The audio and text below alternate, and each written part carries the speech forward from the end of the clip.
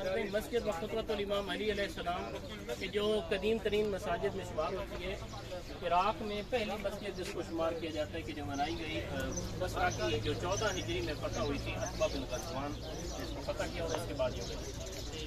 اور اس کے علاوہ جو ہے یہ اپنی طرز تعمیر کے حوالے سے بھی بہت نمایاں حیثیت رکھتی ہے. اور اس کے بعد یہ ہے کہ امیر کائنات جب داخل ہوئے 26 ہجری میں اس مقام پر تشریف لائے تو ایک اثر اور روایت کے مطابق 72 دن جو ہے وہ یہاں پہ قیام کیا. اور اس دن جب کوفہ کی طرف جو ہے وہ تو اس وقت جو ہے پورا یہ جو بصرہ ہے جو ڈوب جائے گا. اور اس میں بہت ساری چیزیں اور بھی آتی ہیں کہ لغت العربیہ جو ہے وہ یہاں پہ تاسیس ہوا.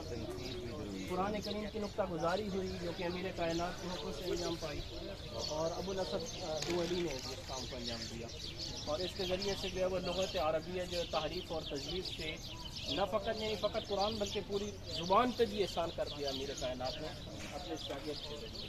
اور دعائے خضر جو ہے جو جناب کمیل بن زیاد کو تعلیم دی تھی وہ بھی اسی مقام پہ تعلیم دی امیر کائنات نے کہ جو جس کی جو ہے وہ قرأت ہے وہ ہر شب جمعہ کو مستحب ہے تو اس کی قرأت کی جائے.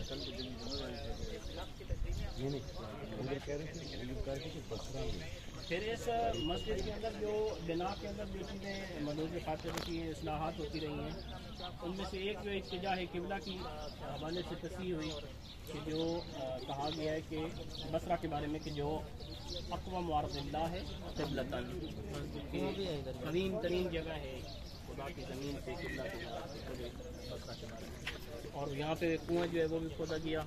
اور اس کے علاوہ جو ہے یہاں پہ ایک خشبی عمود جو ہے اس کو رکھا گیا شاخص کے طور پہ تاکہ نماز کے اوقات کی تحدید کی جا سکے.